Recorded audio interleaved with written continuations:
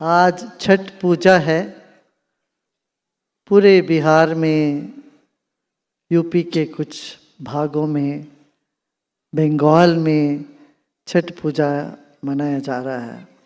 छठ पूजा का रहस्य क्या है, यही जानना चाहिए।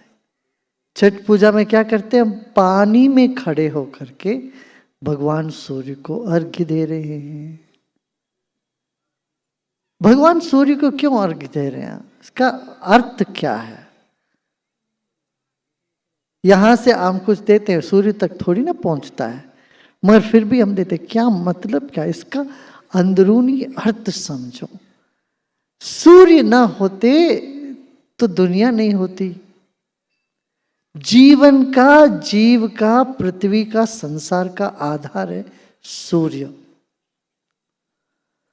तो उस सूर्य भगवान को अपना कृतज्ञता व्यक्त करना है। प्रतिनित्य सूर्य के अर्घ्य करके ही बाकी सब पूजाएं लोग क्या करते थे। और विशेष तौर से एक कार्तिक मास की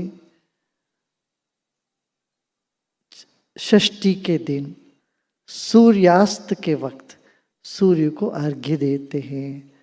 पानी में खड़े होकर के देते हैं, जल में खड़े होकर।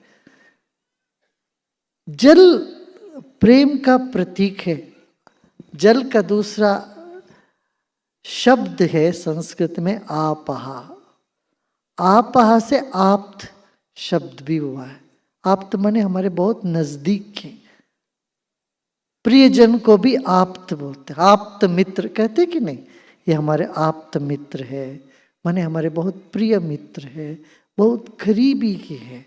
सूर्य भगवान को अपनी करीबी मानना में हमारा अपना मानना, ये इसका उद्देश्य है। जल का मतलब यही है, आप हृदय पूर्वक उनको कृतज्ञता बताओ। जल में खड़ा होना माने क्या? एक प्रतीक है।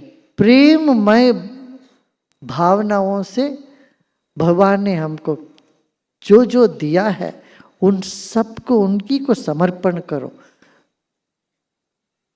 तो क्या क्या समर्पण करते हैं? वो सारी सब्जियां और मिठाई, जो कुछ भी हमको भगवान से मिला है, सूर्य भगवान के कारण उपजा है, वे सब हम दिखाते हैं। आपने ये सब देख के हमारे जीवन को आपने पोषण किया है। ये सब तेरा तुझको अर्पण, क्या लागे मेरा कर कहते ना, इस भाव से ये सब आपका है, आपको हम समर्पण कर रहे हैं। इस भाव से पूरे परिवार के जन नदी के तट पर खड़े होके, जल में खड़े होके सूर्य भगवान को अर्घ्य देते। इसमें दूध से भी अर्घ्य देते हैं। दूध का भी यही है शुभ्रता। हमारा हृदय शुभ्र है, मन स्वच्छ है। इस स्वच्छता के प्रतीक के रूप में हम अपने भाव को भी स्वच्छ रखते हैं। तो शुद्ध भाव को समर्पण करते हैं, क्योंकि शुद्ध भाव पर भी अहंकार बढ़ सकता है। अरे मेरा भाव सब शुद्ध है, नहीं, मेरा भाव शुद्ध है मगर इसका भी कारण आप ही हो करके सूर्य को अर्घ्य देने की ये प्रथा है। अच्छा, आज तो सूर्यास्त में दिए, फिर कल सुबह सूर्योदय भी सब जल में खड़े होकर के सूर्य को वो अर्घ्य देते हैं।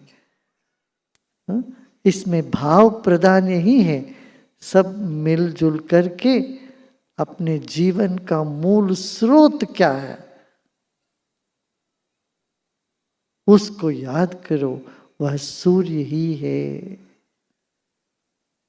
सूर्य से ही पृथ्वी, सूर्य से ही चंद्रमा, सूर्य से ही यहां जो कुछ भी उपजता है, और सूर्य से ही बारिश। सूर्य ना हो तो पानी नहीं। इसलिए जीवन का आधार सूर्य है। तो हाथ में जल लेके जो डूबता हुआ या उगता हुआ सूर्य को देखते देखते देखते रहो। कितने देर देखोगे? जितने देर तक हाथ तो अंजलि में जो जल धीरे धीरे धीरे धीरे निकलता है, उतना देर सूर्य को देखते जाओ। तब क्या होता? सूर्य की प्रभा, सूर्य की शक्ति हमारे शरीर में प्रवेश होने लगेगी। वैसे तो शरीर में सूर्य की शक्ति होती ही है, मगर उनको देखने से भी आंखों की जो अपना सेल्स है उससे सूर्य की शक्ति हमारे भीतर पहुंचती है। सूर्य से हमको वैसे भी विटामिन डी की प्राप्ति होती है। विटामिन डी ना हो तो आदमी एकदम थके मारे महसूस करता है, मन भी ठीक नहीं होता उनको।